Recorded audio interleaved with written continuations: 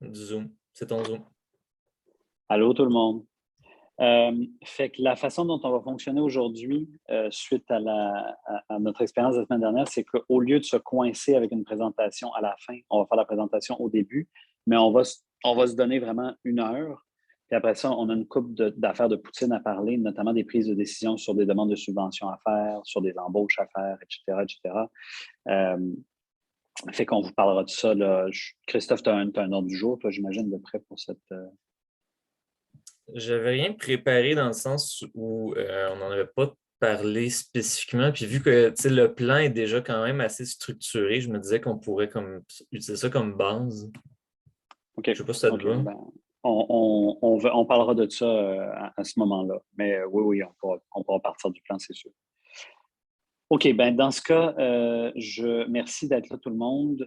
C'est mon tour de présenter à propos de cet article qui va être publié dans la prochaine décennie dans Review of Radical Political Economy, qui a été accepté, mais je ne sais pas quand est-ce que ce sera publié. On a Qu'est-ce qui m'a mené à faire cet article-là? Je peux peut-être. Bon, vous l'aviez, je vous l'ai envoyé d'avance, donc vous pouviez le lire. Je présume que ce n'est pas le cas de tout le monde, puis je ne vais pas présumer que tout le monde l'a lu. Mais je vais essayer de faire une présentation quand même assez brève pour qu'on puisse plus faire de la discussion. Donc, je vais essayer de me tenir autour de 20 minutes de présentation pour qu'on ait le temps de jaser. Ce qui m'a amené à faire cet article-là, ben, en fait, c'est un article qui est vraiment, vraiment tiré de ma thèse, mais mes réflexions ont beaucoup avancé entre ma thèse déposée en 2015 puis cet article-là qui va être publié en 2023 peut-être. Donc, il y a plein de monde qui n'était pas là dans la thèse qui sont là, Cockshott, Cottrell, Devine, toute cette gang-là. Puis, ensuite de ça, j'essaie de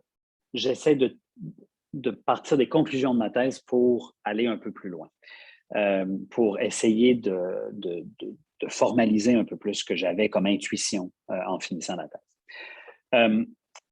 C'est un article qui se propose, comme le dit le titre, de déterminer des critères pour parler des modèles de planification démocratique de l'économie. C'est un premier constat que je faisais dans ma thèse, qui était de dire, ben, on a des outils pour parler de ces affaires-là, puis en fait, ils sont toujours fortement insatisfaisants. Puis je pense qu'on l'a vu la semaine dernière, la dernière fois qu'on s'est vu en parlant des prix, c'est qu'on utilise les mots qu'on a, hein, on n'a pas le choix, on est pogné dans le système économique qu'on connaît, pour parler d'affaires qui ne marchent pas comme ça. Puis souvent, ça nous amène à faire des déductions puis des liens de causalité qui ne marchent pas avec les organisations sociales et économiques qu'on essaye de penser. Là, je vois qu'il y a des discussions en plus. Bon, Bengi qui est arrivé. Bonjour, Bengi. Oh, shit. Bon, très désolé d'entendre ça, Bengi. Well, we can talk about it later. Yeah. Let's do this. Okay. Donc, je continue sur ce papier que je vous ai envoyé. L'objectif était de proposer des critères qui ne sont justement pas ceux qu'on utilise habituellement. Dans l'article, je donne 2 exemples, mais on pourrait vraiment en donner plus. Je fais la division marché-planification, puis je fais la division sur verticalité, horizontalité. En disant, est-ce que ces modèles-là sont verticaux ou horizontaux? Est-ce qu'ils sont plus du marché ou plus de la planification? En fait, quand tu commences à les connaître un peu, ces modèles-là, ils sont un peu de tout ça, pas complètement l'un et l'autre. Puis surtout, ces mots-là ne nous permettent pas de faire des divisions claires à l'intérieur des modèles qui nous permettraient de juger et de discuter de ces éléments-là. Je propose à l'inverse 5 critères qui, je pense, sont plus adaptés pour parler des modèles de démocratie économique. Puis je pense qu'ils s'appliquent à ces modèles-là, mais je pense qu'on pourrait les utiliser, ces critères-là, pour juger, par exemple, des propositions de socialisme de marché. Je pense qu'on aurait là des propositions tout à fait utiles pour en parler. Puis, en fait, les différences entre socialisme de marché et planification démocratique d'économie sont beaucoup plus visibles à travers ces critères-là, je pense, qui ne le sont habituellement. En fait, quand vous lisez, le meilleur exemple de ça, c'est le livre de Pat Devine. Il fait tout un grand bout sur la critique du socialisme de marché. C'est à peu près la moitié de son livre, là, la première moitié. Puis après ça, bon, j'exagère, disons un quart. Et après ça, il nous présente un modèle dans lequel, en fait, le marché a un grand rôle à jouer et dont il parle très, très peu du rôle du marché dans ce texte-là. Mais ça rend pas le modèle moins intéressant, sauf que la division jaillit le marché, qui peut être appliquée avec Arnold, parce que bon, Albert et Arnold ont vraiment une position anti-marché, mais dans ce cas-ci, est très, très peu utile pour comprendre les distinctions qui sont faites. Et c'est justement là où je veux en venir. Puis je m'appuie là-dessus sur le travail de Liebman. Hein. Liebman a fait un premier travail de division parce qu'il est très préoccupé par les débats sur les modèles. Il a été l'un des éditeurs d'un des Science and Society sur les modèles et tout ça. Donc, il est très connaisseur de la chose puis très préoccupé. Et lui, il nous proposait deux façons de les distinguer. Moi, j'ai complexifié les choses en rajoutant trois autres. Sa première façon de les distinguer, c'est la question de l'organisation, hein, centralisée ou décentralisée. Déjà, on est dans quelque chose de plus intéressant que plan au marché.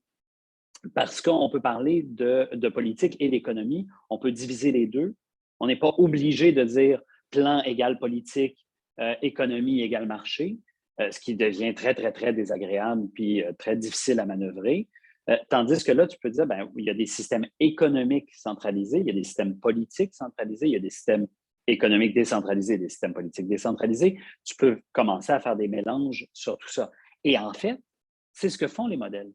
À l'exception de Cockshott et Cottrell, où je me suis vraiment arraché les cheveux de sa tête pour essayer de trouver des éléments de décentralisation, mais cherchez-les pas, il n'y en a pas. Donc, il y a vraiment une division assez claire et chacun met certaines institutions décentralisées, puis d'autres centralisées.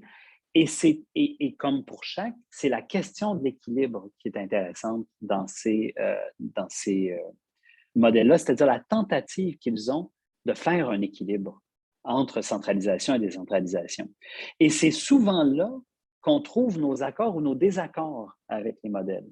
C'est-à-dire que quand on voit le type d'équilibre qu'ils sont en train de faire, prenons l'exemple, le débat Devine-Hanel, par exemple, le modèle de Devine est un modèle qui a de forts éléments de centralisation, c'est-à-dire qu'il y a une vraie prise de décision nationale sur où s'en va l'économie.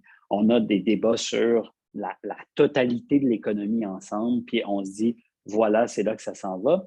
Puis c'est l'application de ce plan-là qui est décentralisée. Mais au niveau de l'origine des idées et tout ça, c'est très, très peu vu d'un point de vue décentralisé. Surtout dans le livre de départ, ça s'ouvre un peu plus dans les textes plus récents, mais ça reste une vision vraiment nationale de la pensée économique. Évidemment, chez Albert et Arnold, le processus est complètement à l'inverse, hein, très inspiré de l'anarchisme états-unien.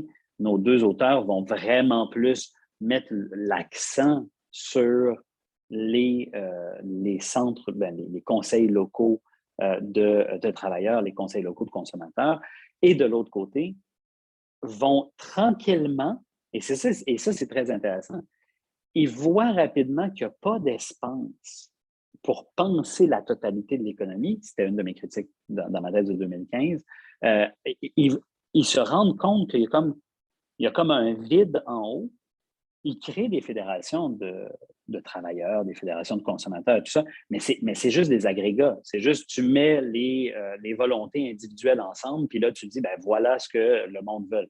Mais tu n'es pas en train de faire un plan pour la société. Et à partir de la question, qu'est-ce qu'on veut tout le monde ensemble? Quand il est question de la production de frigidaire, c'est correct de fonctionner par agrégat. Quand il est question de se demander où est-ce qu'on s'en va en termes de consommation générale, d'émissions de gaz carbonique, de consommation de ressources naturelles. Là, tu as besoin d'une vision plus commune et plus logique et plus cohérente. Et là-dedans, il n'y avait pas d'espace pour ça. Arnold essaie de résoudre ce problème-là dans son dernier livre. Mais c'est la première fois qu'il y a quelque chose de cohérent à offrir sur ça. Et finalement, il fait un truc assez bricolé. Mais bon, on y reviendra là, dans la discussion. Je veux passer rapidement pour tenir mon engagement de 20 minutes. Le deuxième point de Liebman, c'est la régulation. Hein.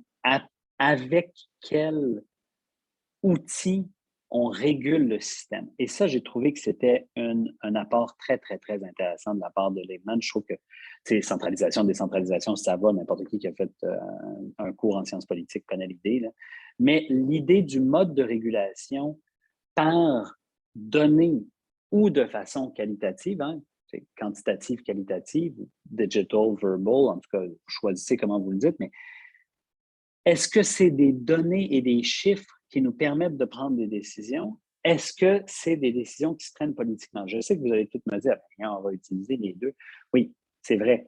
Mais ce qui est intéressant, c'est qu'est-ce que te contraignent à faire l'un et l'autre? Si tu dois prendre une décision qualitative sur un ensemble, puis là, on revient à notre débat sur les prix de l'autre fois, on est direct dedans. Si tu dois prendre une décision politique sur l'ensemble des enjeux économiques, tu es pogné avec le processus politique que tu dois mettre en place pour que cette décision-là soit prise. Si tu es avec des données de prix, et tu dis, je choisis le moins cher, je choisis le plus efficace ou whatever à partir du prix, tu peux automatiser ça de façon extrêmement rapide.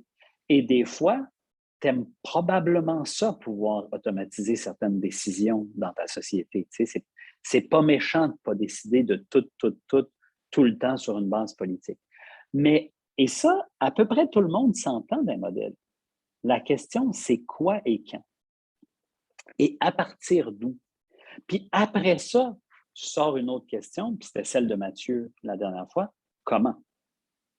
Comment tu les bâtis, ces unités de mesure-là, que sont les prix notamment, quand tu es du côté quantitatif? Comment tu as des processus politiques qui fonctionnent du côté qualitatif? Donc là, je pense qu'on a un équilibre aussi qui est très important à penser. J'ai donc rajouté 3 bebelles à l'ami Liebman, 3 critères. Mon premier, c'est la question de la limite. Quels sont les outils que se donnent les modèles pour poser des limites qui leur sont extérieures?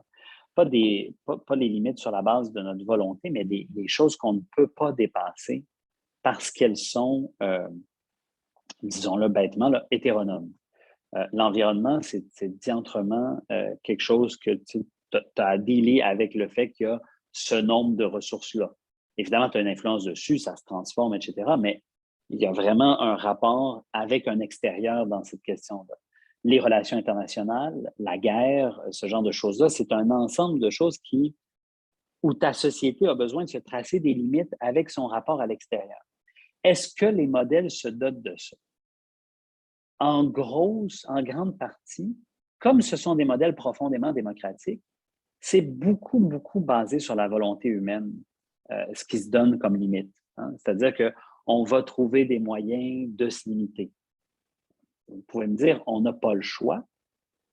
Ça va être quand même c'est toujours à la fin des humains qui prennent la décision, certes, mais on peut se doter d'institutions, et parfois ils en ont, qui prennent en compte des données objectives ou des contraintes extérieures à l'humanité qui entrent en ligne de compte et qui déterminent un certain nombre de décisions. Et là aussi, il y a un équilibre à trouver. C'est-à-dire que si on se fie seulement à la volonté humaine, l'hubris, c'est pas loin. Hein, la possibilité de dépasser toutes les limites juste pour le kick, si je peux dire. Et de l'autre côté, si on a des contraintes objectives trop fortes, bien, on rentre dans la société complètement hétéronome. On rentre dans une société qui est dirigée par des données, des experts qui manipulent les données, puis etc., etc. cette question de l'équilibre à trouver, puis de qui va où, je pense que ce critère-là est un élément important à utiliser pour juger des modèles. Avant-dernier truc, la question de la formalisation. C'est beaucoup à partir de la lecture de Gorz que j'arrive à cette réflexion-là. Qu'est-ce qui, dans les modèles, relève des institutions structurées que la société met en place pour gérer la production, la consommation, la location, etc. Donc, qu'est-ce qui est formalisé et structuré? Puis, qu'est-ce qui est laissé à l'initiative spontanée? Évidemment, dans notre société, on a une critique assez forte de l'initiative spontanée, hein, parce qu'on est dans des sociétés de marché où on valorise beaucoup l'initiative individuelle, etc., etc. On peut être d'accord avec cette notion-là, mais ça pose un ensemble de questions quand on est à prévoir des systèmes, à penser des systèmes sociaux, à penser des systèmes économiques. L'espace qu'on laisse à l'action spontanée est là à la production, à la consommation, qui s'organise sans passer par des structures sociales entendues, institutionnalisées, ou par lesquelles tout le monde pense, mais qui s'organise plus spontanément. Et ça me semble évident qu'il faut laisser une place à ça, mais c'est assez impressionnant de voir à quel point il y en a peu dans les modèles étudiés. Puis c'est normal, hein? Puis je pense que vous l'avez peut-être vu dans le texte, je le dis.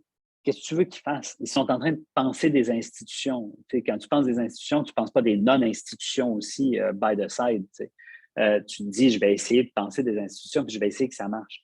Mais en fait, ils sont un peu pris à leur propre jeu et ils laissent très peu d'espace à de l'auto-organisation et à ce que Gorz appelait l'autoproduction dans ses livres, dans le Gorz de la maturité plutôt. Et je pense qu'il y a quelque chose là à penser parce qu'il y a beaucoup d'échelles plus réduites, d'organisations plus spontanées qui peuvent se faire sur cette base-là. Chez Devine et Adam, chez Devine tout court, en fait, parce qu'il n'en parle que dans le premier livre de cet élément-là, il y a l'idée des small scale activities qui est visible nulle part dans les textes plus récents, mais qui va dans ce sens-là, où le monde, quand il est temps d'organiser à la fois son petit bureau de graphisme ou son jardin collectif, s'organise entre eux. C'est quand ils atteignent un certain seuil de nombre de personnes organisées que là, ils sont intégrés dans les institutions. Et ça a l'air bête à dire, mais c'est pas complètement con. En tout cas, je trouve que c'est une voie à explorer qui est intéressante et qui laisse un peu d'espace à l'organisation spontanée. J'arrive avec mon dernier critère avant qu'on passe à la discussion. La question de d'où on parle, si je peux dire. Ce que j'ai appelé l'échelle d'implication. Est-ce que moi, comme citoyen, je suis capable d'aller dire, j'ai un endroit où je peux dire qu'est-ce qu'on devrait faire collectivement. Et est-ce que moi, comme citoyen et consommateur et travailleur, et etc., j'ai un endroit où je peux avoir une influence sur le processus politique et économique qui a des conséquences directes sur ma vie personnelle? Est-ce que je peux faire que si je veux travailler moins, j'ai la possibilité d'agir pour travailler moins? Si je veux consommer tel type de produit qui n'existe pas, j'ai la possibilité que ce type de produit existe éventuellement.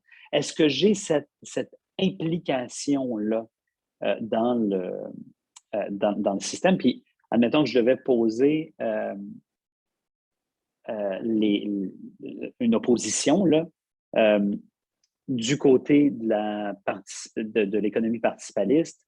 Très longtemps, on a eu très peu d'espace pour le citoyen ou la citoyenne qui veut parler de sa société en général. À l'inverse, du côté de nos amis Cockshott et Cottrell, on n'avait à peu près aucun espace pour penser ce qui se passe dans ton espace de travail à toi, puis participer, toi comme travailleur, à qu'est-ce qui va se passer dans la suite des choses. Puis encore aujourd'hui, dans les trucs plus récents que ces deux-là ont fait, on n'a pas vraiment de réponse à cette question-là.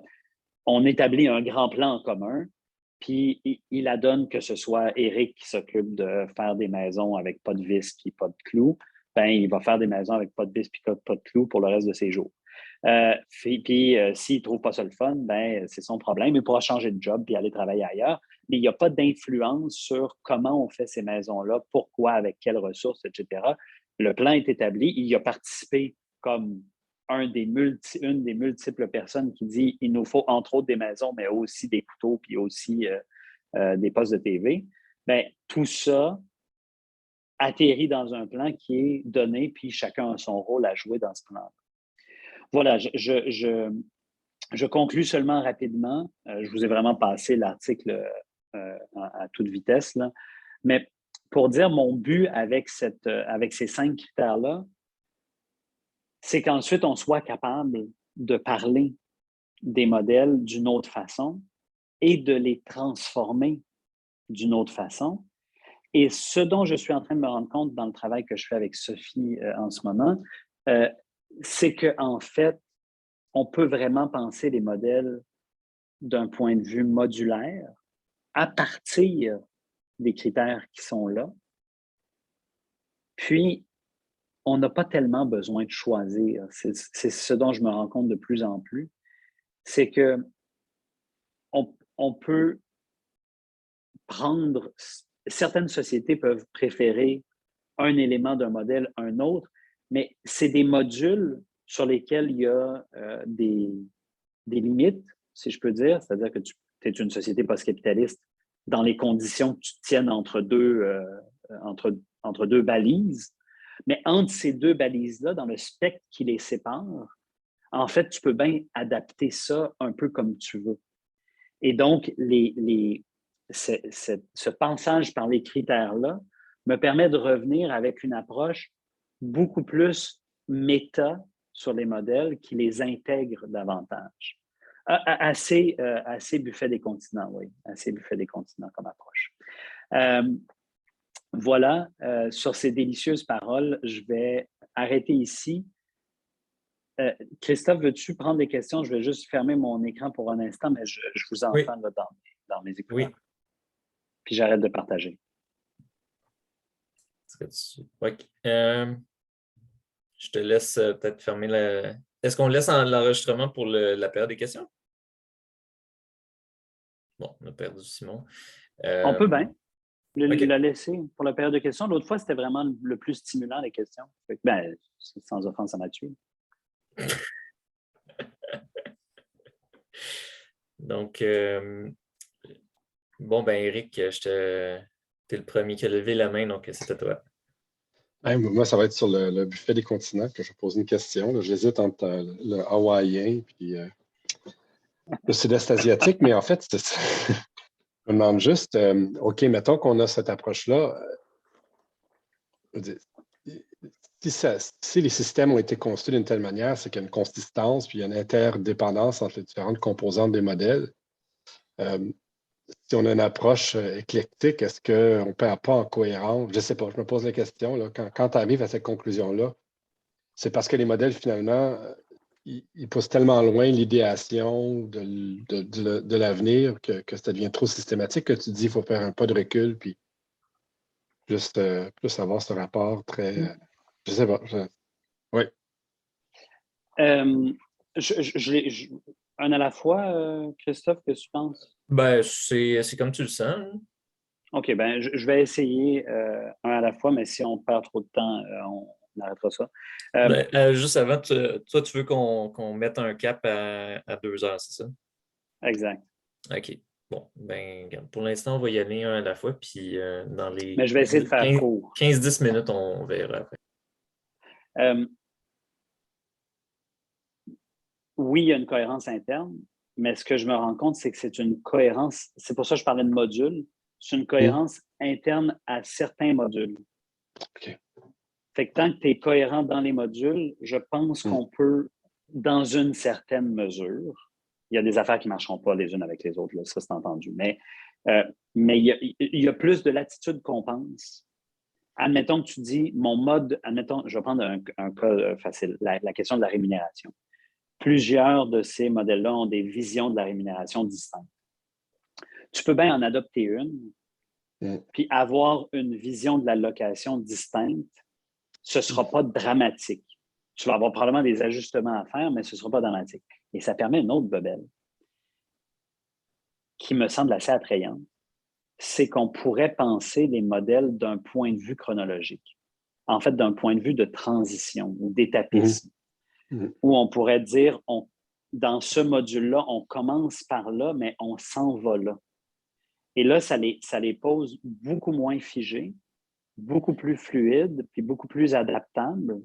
Le danger avec ça, c'est celui que tu as pointé, ou l'incohérence, ou ne plus rien dire. C'est-à-dire, on peut tout faire. Ça, c'est le danger. Mais je pense qu'il y a quelque chose là qui nous permet de sortir d'un genre de dogmatisme du modèle dans lequel les auteurs se sont enfermés avec le temps. Voilà. Mathieu, est-ce que tu as baissé la main? Est-ce que tu voulais poser ta question ou on passe à quelqu'un? Ouais, c'était connexe en fait que je vais la poser, mais je soupçonne que Simon pourra juste apporter un petit complément.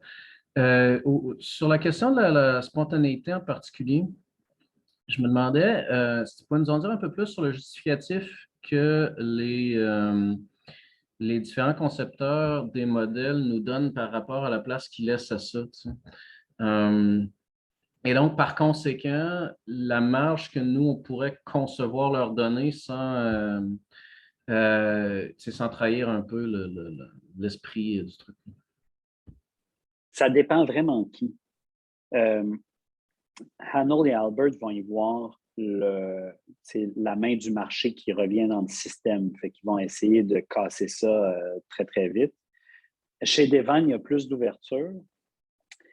Chez Cockshott et Cottrell, donc il y a plus d'ouverture, donc ils créent vraiment même dès le début des espaces pour ça. Mais tu vois, Hanold, dans son dernier livre que tu as lu, tu t'en rappelleras peut-être, le bout sur les soins aux personnes, notamment les vieux puis les enfants. Il dit, en fait, ça pourrait se faire dans la maison, puis on pourrait avoir une institution qui fait le lien entre tout ce travail autonome-là puis le reste du système. Fait qu'il commence à y avoir de l'ouverture sur ça aussi, mais c'est vraiment localisé sur un truc très, très, très spécifique. Il n'y a pas d'ouverture. Puis il n'y a jamais d'espace, puis c'était ma grosse critique dans ma thèse, il n'y a jamais d'espace où on repense le système pour favoriser le fait que les gens prennent ce type d'initiative-là puis s'organisent d'eux-mêmes. Puis là, c'est le militant politique, en fait, qui parle. C'est de dire, on n'aide pas du tout la mob. On prend beaucoup, beaucoup en charge dans ces systèmes-là au niveau collectif. Puis je ne dis pas que c'est mauvais, mais je trouve qu'il y a des limites à ça. Non, puis si je peux me permettre juste un petit truc rapide avant de passer la parole à Dan. Oui, j'ai trouvé ça très cute que l'affaire qu'on exclut, c'est le travail domestique. Ça, je trouve ça super mignon de la part d'Annelle. Il y a des choses qui ne changent pas. Mais au-delà de ça, c'est parce que, tu sais, une des questions que je me pose, moi, c'est, on se pose bien la question de comment est-ce qu'on arrive à quelque chose. On se la pose quand même pas mal, la question de transition que tu as posée tantôt, puis elle est fondamentale, bien évidemment. Mais une fois qu'on est dans le dit quelque chose, il faut quand même que ces institutions-là, elles vivent, elles se reproduisent, elles se transforment. Fait c'est là où il y a comme un bout de spontanéité qui peut être intéressant, mais c'est sûr que c'est difficile pour des architectes de penser le truc abouti, puis après ça, de nous expliquer comment est-ce que cette affaire-là va s'aborder à moitié en dedans des 15 premières années. Je comprends ce bout-là, puis c'est pas une critique tant que ça, mais en même temps, à travers toutes les années à défendre leur truc, je m'étais dit que peut-être que tu avais posé la question et qu'ils avaient rajouté comme un bout là-dessus. Ils n'en ont pas fait. Fait que, OK, parfait. Bon, voilà, je passe au prochain. Merci. Oui, Dan? Oui, en fait, ma question était exactement en continuité avec celle de Mathieu et celle d'Éric aussi, parce que peut-être commencer par celle d'Éric. Donc, deux questions. La première, quand j'allais poser la même question sur la question des modules, c'était quoi exactement ce que tu voyais comme… donc, dans le fond, c'est que C'est l'idée un peu qu'on peut prendre, on peut faire un modèle un peu à la carte en prenant des modules de chacun des modèles et puis finalement, on a quelque chose d'autre qui va apparaître. Et puis après, tu as dit que ça peut servir aussi dans une espèce de stratégie de transition. Je me demandais si tu avais, toi, en tête quelque chose, quel module prendre, puis comment partir de quoi pour aller vers quoi, pour s'aligner où, là? Si tu avais un plan déjà toi-même dans ta tête de comment moduler tout ça, non? OK. Dommage. Tu peux toujours référer au programme de Québec solidaire. C'est un peu un pétard mouillé, finalement, ton truc. Là. Bien sûr. C'est un article scientifique, c'est sûr que c'est un pétard mouillé. C'est ça. Des grandes promesses, très peu de résultats. C'est ça. Mais bon, bref, mais je comprends l'idée maintenant du modulaire, là. C'est ça que je voulais savoir un peu plus. Mais sinon, pour la question de la spontanéité, j'avais la même question un peu je me demandais si ça tombait pas même, si on pousse l'argument, le bouchon jusqu'au bout, là, dans une espèce de contradiction auto-performative un peu, parce que, j'essaie de m'expliquer, mais par définition, planification démocratique de l'économie, ça implique des processus démocratiques. Et par définition, des processus démocratiques, tu ne peux pas prévoir d'avance exactement où est-ce qu'ils vont aller. Je ne sais pas si vous voyez venir déjà, là. C'est que, donc, si tu n'as plus presque aucune place à la spontanéité et même à des changements radicaux d'orientation en vertu du processus démocratique, déjà là, il y a un certain problème de logique contradictoire, là. Donc, tu es censé planifier un truc qui va plus ou moins se stabiliser et donc baliser et donc contraindre et donc éviter certaines dérives et donc, etc., etc. Mais en même temps, le truc doit être démocratique et donc, par définition, tu dois laisser place à justement des changements qui peuvent être assez radicaux de tout ça, hein, une fois qu'ils sont en place. Et donc, comment on concilie ces choses-là? Donc, jusqu'où on peut laisser finalement le processus être véritablement démocratique et non pas ou sinon on met une espèce de charte, tu vois, une espèce d'orientation de guide de principes généraux qui dit que, bon, si on arrive à telle affaire, là, non, là, on peut plus, non, là, il faut le rediriger où est-ce qu'on voulait au départ, tu vois. Et donc, la question de la spontanéité que parlait Mathieu, c'était un peu ça ma question, tu vois, c'est que jusqu'où on peut aller dans l'idée de laisser place à justement des initiatives, des renouvellements, des réorientations et jusqu'où peuvent aller ces réorientations-là. Est-ce qu'ils discutent ces choses-là finalement? Est-ce qu'il y a cette idée de comment laisser place à l'expérimentation qui finalement, je pense, qui est beaucoup plus importante que ce que laissent entendre les trois modèles en fait, versus des institutions suffisamment stables pour justement ne pas dériver vers tout ce qu'on n'aime pas, là.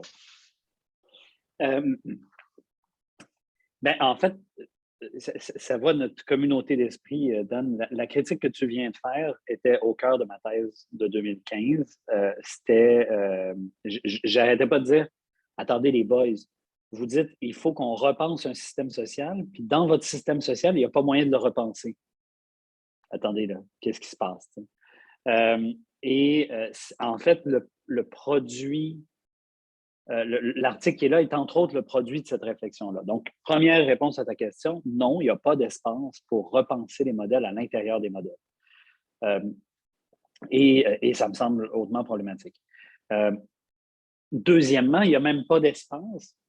En général, en fait, dans le cas de l'économie participative puis dans le cas de Cockshott et Cottrell, il n'y a pas vraiment d'espace pour penser la société au complet où le débat a lieu. C'est moins vrai maintenant avec l'économie participative parce qu'ils l'ont développé. C'est intéressant sur Fourier, on y reviendra. Mais je veux juste finir sur ça. Ce qui est intéressant chez Devine, c'est qu'il va chercher la question de l'initiative individuelle puis de l'autoproduction comme espace de diversification. Mais il n'y a pas plus de réponses. Il n'était pas dans ma thèse, Devine. Il n'y a pas plus de réponses chez Devine sur le changement du modèle au complet. Puis bon, on ne peut pas demander tout à tout le monde, j'entends bien ça. Mais mon objectif à moi serait de produire avec l'idée de la modularité, qui est vraiment pas achevé. Là. Je veux dire, Sophie puis moi, on gosse sur un texte ensemble en ce moment où je pioche des idées dedans, puis je me rends compte quand ça marche puis quand ça marche pas. Fait que je suis vraiment au début de ce processus-là. Mais je pense que ça ouvrirait d'emblée la question du modèle, alors que livrés comme ils ont été livrés jusqu'à maintenant, ils apparaissent comme des entités fermées que tu achètes au complet ou que tu crées au vidange au complet. Mais justement, une approche différente nous permettrait d'être tout de suite dans quelque chose qui est discutable, modifiable, transformable. Évidemment, toute la gang dit on peut faire ce qu'on veut, vous prenez les décisions, vous l'adoptez comme vous voulez, vous l'adaptez ensuite, puis nanana. Bien sûr, on comprend la volonté qui est en arrière de ça. Ce ne sont pas des autocrates, ce ne sont pas des tyrans, ces gens-là. Là. Mais il y a une logique dans leur écriture qui les amène à faire des trucs très, très cohérents et fonctionnels en eux-mêmes. Parce que le but, c'était de démontrer que ça peut marcher. C'était ça le but de départ. Mais là, devant l'idée de l'implantation, on a comme autre chose à considérer. Puis il me semble que la modularité pourrait nous aider. Mais il y a un gros risque, c'est le risque de la cohérence. Puis sur la question que tu posais, mais quand est-ce que tu arrêtes pour pas que ça devienne n'importe quoi? Bien, c'est ça. Devine, il trace une ligne. Il dit, à partir de tant de monde dans ton unité de travail, ça devient une unité de travail intégrée au plan, puis tu vis avec, puis tu es dirigé par un conseil d'administration avec des parties prenantes, puis là, il te réintègre dans son truc à partir d'un certain cap. Est-ce que la ligne du nombre de personnes dans l'organisation est une bonne idée? Peut-être. On pourrait aussi avoir des doutes si tu as plein de gens en travail autonome, puis très peu de gens. En tout cas, comment tu vas gérer ça? Il y a des questions qui se posent, mais c'est une des façons de faire qui peut être à considérer. Je vois qu'il y a une question de Fred qui l'a écrite, donc je suis peut-être mieux de la lire à haute voix. La question du pouvoir et de sa distribution me semble transversale aux critères que tu proposes. Est-ce qu'il y a une raison pour laquelle tu ne l'as pas explicité comme telle? Bonne question. Le titre initial de ton article était quelque chose comme « A case for a merger », en effet. Je ne suis pas certain de voir comment les critères que tu proposes permettent de merger les trois modèles, mais permettraient même, en fait, de les démerger, en fait, de les défusionner. Oui, je pense qu'il faut travailler une synthèse, mais pour moi, la synthèse est de plus en plus ouverte, puis est de moins en moins un nouveau modèle. Je pense pas que l'objectif serait de. En fait, il y a une réflexion rhétorique en arrière de mon affaire. Je pense que les modèles précédents ont échoué du point de vue rhétorique. Puis je pense qu'on a besoin d'autres choses.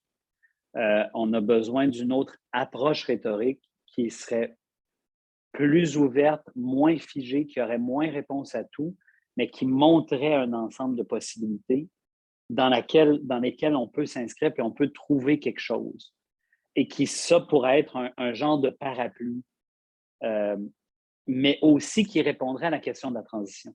Où tu pourrais dire, ben, regarde, tu peux commencer par ça. Parce que si tu inclus, admettons qu'on merge large, c'est la discussion que Sophie et moi on a en ce moment, admettons qu'on merge large puis qu'on rajoute les modèles du socialisme de marché, ben, le socialisme de marché, il est à portée de main. C'est-à-dire, institutionnellement, nos sociétés sont à 2 pas du socialisme de marché.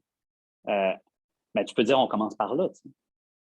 Puis après ça, on s'en va vers ça, puis regarder c'est quoi les étapes entre les deux, puis regarder jusqu'où on peut aller. C'est sûr que là, on retourne dans le bon vieux débat socialiste-communiste, puis les étapes intermédiaires, puis bon, tout ce genre de bullshit-là. Mais il y a quelque chose qui nous ramène plus près de la réalité contemporaine, qui, je pense, est peut-être pas mauvais, puis qui dédogmatise le débat, ce qui, je pense, est vraiment souhaitable dans le contexte actuel. Fait que c'est là où ça vient. Sur la question du pouvoir, probablement que c'est parce que j'ai fait Sciences Po que je pense toujours au pouvoir, mais puis là-dessus, je pense que la discussion, je mène la discussion dans cette direction-là un peu malgré moi, mais je pense que je pense que la question de la répartition du pouvoir, qu'il soit économique ou qu'il soit politique, est vraiment centrale à ces questions, à ces enjeux-là. Mais je pense que si on la prend comme telle, si on fait juste dire « parlons maintenant du pouvoir », c'est un sujet tellement gros, puis une définition tellement difficile à stabiliser, la définition du pouvoir, qu'on va se perdre dans le pouvoir avant d'arriver au modèle. Donc, j'ai voulu le diviser. D'où l'idée de parler, comme les man de centralisation, décentralisation, mais aussi de la question de la formalisation, qui pour moi est une question liée au pouvoir assez directement. Mais je ne voulais pas aborder strictement parce que j'y ai pensé, comment je pourrais parler du pouvoir, mais je n'arrivais pas à trouver une façon de manipuler ce gros objet-là dans le cadre de ce que j'essayais de faire. Donc, c'est vraiment face à l'objet pouvoir que j'étais un peu dépassé. Peut-être qu'on est mieux de prendre les questions suivantes toutes une à la suite de l'autre. Qu'est-ce que tu en penses, Christophe? C'est ce que j'avais proposé vu qu'il reste 15 minutes. Là, tiens, Clara, tu n'as pas encore posé de questions, donc je te donne priorité. OK.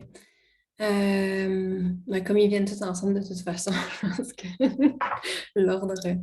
Mais ouais, dans le fond, je me demandais comme où exactement tu veux appliquer ces critères-là. Puis je ne sais pas si avec Sophie, sur quoi vous travaillez, mais je me disais peut-être, il y a comme 4 choses dont on parle un peu, qui sont quand même différentes, auxquelles ces critères-là s'appliquent de façon différente, justement. Fait qu'il y a comme l'aspect de déterminer les besoins aussi dans ces systèmes-là. Il y a l'aspect du processus de production, comment on produit. Il y a l'aspect de comme structure décisionnelle, puis il y a l'aspect de vision sociale, puis de limites, qui sont plus comme un peu méta. Fait que je me disais peut-être il y aurait comme besoin d'un second article avec comme le démergeage de ces catégories-là en plus avec les 5 critères, mais je ne sais pas si c'est la direction qui semble aussi intéressante, mais ouais, je suis juste curieuse de savoir qu'est-ce que vous en pensez. Eric? Oui, deux petits rapides commentaires. Le premier, c'est, dans ta thèse, Simon, tu avais beaucoup insisté sur, tu l'as répété ici, là, sur l'absence de réflexion politique du point de vue de la totalité en tant que citoyen, non pas en tant que producteur et consommateur. Puis une des questions fondamentales de ça, par rapport à tous les modèles que tu présentes, c'est justement la frontière, on la met où dans ce qu'on ne veut pas prendre en charge comme consommateur, ni comme producteur, mais comme citoyen, ou comme personne dans le care, dans la reproduction sociale, puis où on ne veut pas que ce soit justement l'économie. Donc ça, c'est une première chose. La deuxième, c'est je reviens à ton idée de la transition. Moi, je pense que ça pourrait être vraiment intéressant de prendre des cas concrets, entre guillemets, là, des cas exemplaires, puis se poser la question, comment, mettons, mettons la fermeture des sables bitumineux. On veut faire ça, là. Ouais. Comment ces outils-là pourraient nous servir à faire ça? Mettons, devant, je ne sais pas quel autre enjeu de transition qu'on pourrait trouver au Québec, il y en a plein, là. De se dire comment, donc, faire des genres d'expérience à partir des besoins qu'on a de transition actuellement, là, très, très ancrés. Là. En tout cas, éventuellement, ce genre de réflexion-là, j'aimerais ça y contribuer. Je trouve ça intéressant. Mathieu?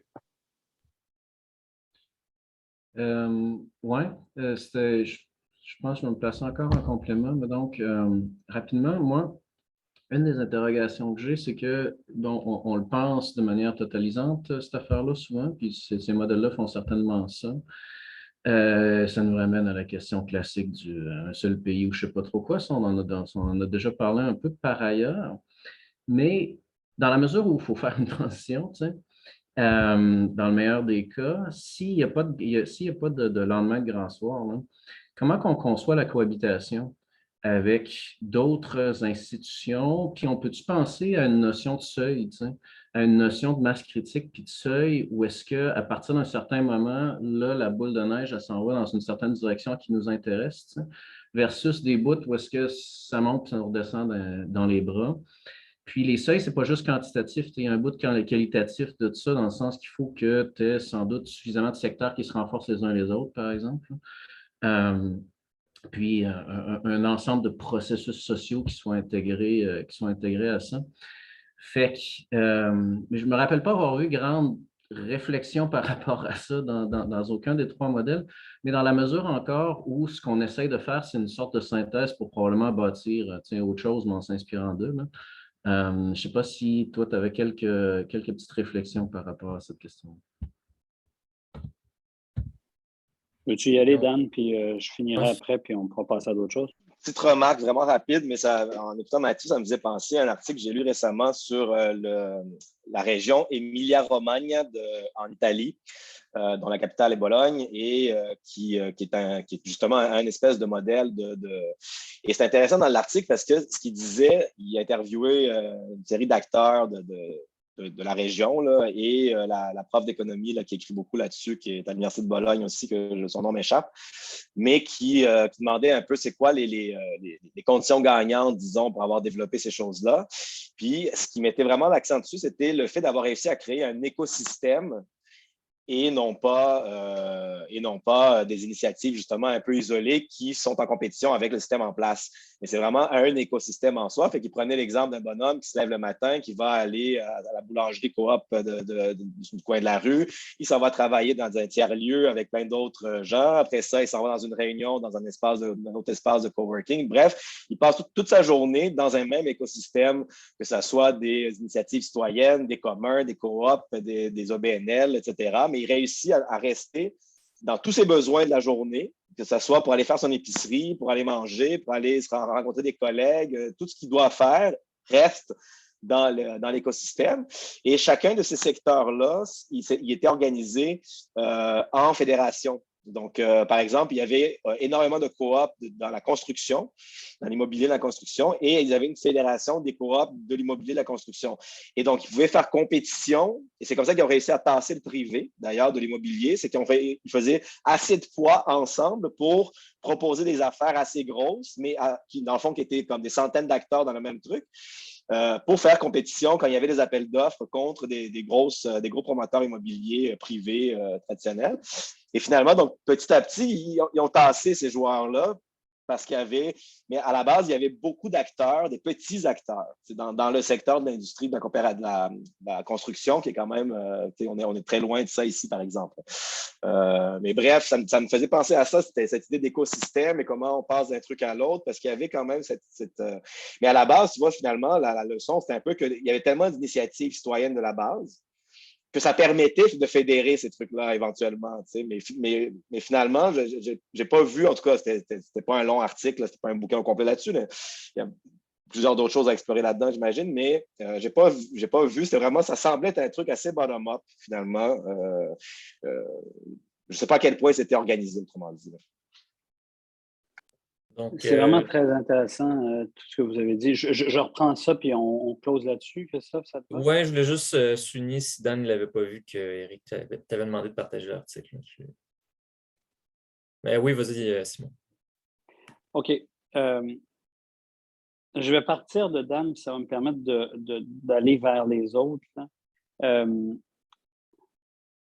C'est sûr que, en fait, ce que je propose, puis ce dont tu parles, est très lié à l'approche Gibson-Graham, The End of Capitalism, puis toute cette approche-là qui nous dit, en fait, c'est déjà là. Vous n'arrêtez pas de parler du socialisme à venir et tout, mais il y a plein de gens qui, à plein de moments de leur journée, vivent en dehors de relations strictement capitalistes. Sociologiquement, j'ai toujours trouvé que c'est un argument assez étrange parce que il n'y a pas vraiment de période de l'histoire de l'humanité où on dit qu'il y a juste des relations capitalistes. Fait que, je trouve leur optimisme parfois un peu déplacé. Mais le constat est néanmoins vrai. Évidemment, il n'y a pas que ça. Mais là où elles sont intéressantes, c'est qu'il y a vraiment l'idée de dire on peut se baser sur ce qui est déjà extérieur pour le structurer, puis le développer, puis le faire grandir. Eric Olin Wright dit à peu près quelque chose de similaire avec sa stratégie du grugeage, là, je ne me rappelle plus comment il l'appelle encore, l'érosion, l'érodage, en tout cas, whatever. Donc, où il dit, à force de faire ces affaires-là puis de les organiser, on est capable de bâtir de quoi. Mais ça pose directement la question de Mathieu. à partir de quand et à partir de quelle taille c'est vrai. Le gouvernement du Québec a pu investir ce qu'il a investi dans l'économie sociale, ce qui n'était pas énorme hein, quand il l'a investi, mais ce qui paraissait énorme pour le secteur à l'époque, dans la fiducie puis dans tout ça. Puis l'économie sociale représente, soyons généreux, puis reprenons les chiffres du chantier, encore à peu près 8-10 % du PIB au Québec. On pourrait dire, c'est formidable, on pourrait dire, c'est bien plus que bien d'autres places dans le monde. Mais malgré une concertation, malgré les acteurs qui sont désignés pour faire de la concertation, puis pour structurer de la concertation, il y a quelque chose qui ne prend pas, puis on n'a comme pas pensé la masse critique, on n'a pas pensé le cap pour dire voici un espace de la société, un secteur productif, par exemple, ou, qui est complètement transporté de l'autre bord. On n'a pas réussi à faire ça. Puis il y a vraiment une question à se poser sur ça. Pour moi, Exact. Je suis content que quelqu'un reconnaisse Jeannette Bertrand dans son excellence théorique. La question que je pense qu'il faut poser, puis ça nous permet de faire le lien avec la prochaine discussion, la question que je pense qu'il faut poser lors de la prochaine demande de sub, c'est exactement celle vers laquelle vous pointez. Et donc, puis là, ça me permet d'aller vers Pinault, celle dont tu parles quand tu dis comment on pourrait penser que ça marche pour le Québec. Bien, je pense qu'on est rendu, si dans la prochaine année, on travaille un peu la modularité puis qu'on est capable de dire, regardez, dans à peu près 5 modules différents ou 5 secteurs, appelons-les comme on veut, là, je m'en sacre un peu du mot module, là, mais c'est juste parce que ça fait IKEA, là, ça fait ensemble. Admettons, dans 5 secteurs, voici de là où on peut partir puis là où on peut se rendre. Puis ça, c'est l'espace de l'économie post-capitaliste. Puis on peut bâtir à partir de ça. Et là, on dit, on dirait l'année suivante, comment ça se concrétiserait au Québec, cette bebelle-là, en posant la question, d'où est-ce qu'on part? Puis ça rejoint le travail que Mathieu et Audrey ont fait, où la réflexion sur Desjardins, sur la Caisse de dépôt, pour dire, ça, c'est des institutions qui sont rendues là. C'est quoi le next step? Où est-ce qu'on peut les amener après ça? Puis de quelles organisations il faut se débarrasser, puis quelles organisations il faut créer de toutes pièces parce qu'elles n'existent pas. Énergie, par exemple, oui, on va probablement s'en débarrasser. Puis si on peut se débarrasser de Sophie Brochu en même temps en la prenant du Québec, ce serait pas pire. Mais il y a vraiment toute une conception à faire de ça que je pense qu'il pourrait être tout à fait pensable lors de la prochaine demande. Puis là, ça me permet de revenir vers Clara.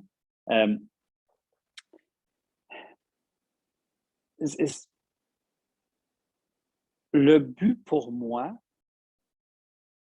le vrai but de cet article-là, c'était d'en finir, au moins dans ma tête à moi, quitte à ce que ça arrive dans la tête de personne d'autre, avec un regard sur ces modèles-là à partir du vocabulaire hérité de l'économie dominante. Puis, en fait, hérité du 20e siècle. Parce que le débat plan-marché, c'est un débat du 20e siècle. Puis, ce débat-là, qui était important, il est vraiment nuisible pour penser ces modèles-là. Puis, il nous fait faire des divisions qui n'ont pas de sens. Fait que mon but à moi, c'était d'être capable de les regarder autrement. Puis là, quand tu les repenses à partir de nouvelles catégories, je me dis, bien justement, peut-être que ma tentative de faire exploser ça nous permet justement de les regarder autrement. Et si au moins l'article fait ça, il fait sa job de base, il fait sa job de départ. L'autre affaire pour laquelle il était une première étape, c'était la capacité à l'avenir de penser de façon modulaire. C'était la capacité à l'avenir de dire, on peut-tu les démembrer, puis que ce soit plus le modèle à Robin ou le modèle à Pat. Puis là, il faut qu'on débat du modèle à Pat. Mais là, qu'on commence à dire, on va débattre de la question de la rémunération ou de la question de la planification, de la participation à la planification par les différentes instances. C'est quoi le spectre dans lequel on peut s'établir pour dire on peut aller de là à là, puis il y a plein d'options entre les deux, et c'est ça l'économie post-capitaliste. Et là, on n'est plus en train de se chicaner entre vieux bonhommes. On transige vers les options qui s'offrent à nous pour la transformation sociale. Et c'est vraiment plus ça que j'aimerais qu'on ait comme cœur de débat que la connaissance fine des modèles, que je suis à peu près le seul à avoir. Il y a ça aussi, là. C'est-à-dire que ça demande un travail tellement débile, puis Fred peut en parler d'expérience, d'aller connaître chacun des modèles dans le détail, puis lui, il fait ça, lui, il ne fait pas ça, puis etc. Puis en fait, c'est une connaissance, désolé Fred, une connaissance totalement inutile. Ça n'a pas de pertinence de savoir ça. Ce qui est pertinent, c'est de savoir qu'est-ce qu'on peut faire. Mais d'avoir une fine connaissance érudite de quel modèle propose quelle chose dans quelle situation, c'est un truc complètement débile. Tu sais, ça ne sert à rien, ça, là. Mais c'est là qu'on est rendu néanmoins. C'est-à-dire que là où Fred et moi, on a pris le relais sur ce débat-là, on est là.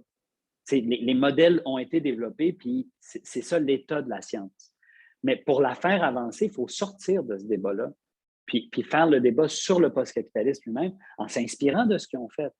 Et là, notre connaissance sera utile, mais en posant les affaires différemment que des modèles qui s'opposent puis qui débattent les uns avec les autres. De toute façon, là, il y a juste eux autres qui tiennent à ces modèles-là per se, en tant que tels, comme modèle fini. Nous autres, ce à quoi on tient, c'est qu'il y en ait. C'est qu'il y ait un post-capitalisme, c'est qu'il y ait quelque chose d'autre. Fait que voilà, 14 heures pile.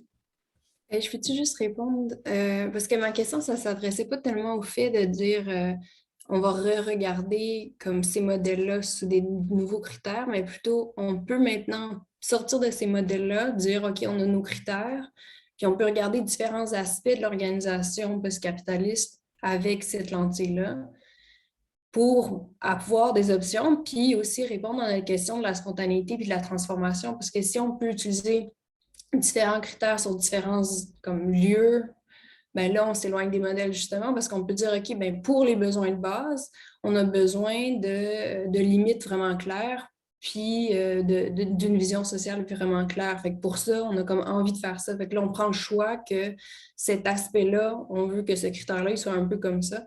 Puis c'est comme ça que on peut justement continuer dans cette voie-là de sortir de ces trois modèles-là. C'était plus de comme créer une nouvelle matrix où est-ce que tu as tes critères, les critères que tu présentes, puis ensuite différentes zones. Puis là, après, on peut jouer là-dedans plutôt que de dire on a nos trois modèles, on a nos critères, puis après, on va dans des sous-ensembles d'évaluation de comment. Fait que c'était pas tout à fait la direction. Ouais, je pense que c'est exactement ce que je veux faire. Okay. C'est-à-dire que quand j'utilise le mot module, j'utilise le même mot que zone que tu viens d'utiliser. Mm-hmm. Pour moi, c'est exactement comme ça que je le vois. Maintenant, tu sais, ça, c'est un niveau de précision dans lequel tous les niveaux de texte n'iraient pas. Peut-être que pour du grand public, on n'irait pas dans ce détail-là, mais mon idée, c'est celle-là. Oui, tout à fait. C'est exactement à ça que servait cet article-là pour moi. C'est-à-dire de déboîter les modèles, d'avoir les critères, et après ça, il manque l'autre texte que peut-être avec Sophie, on va faire, qui est voici les modules. Voici les grandes questions qu'il faut se poser sur le post-capitalisme.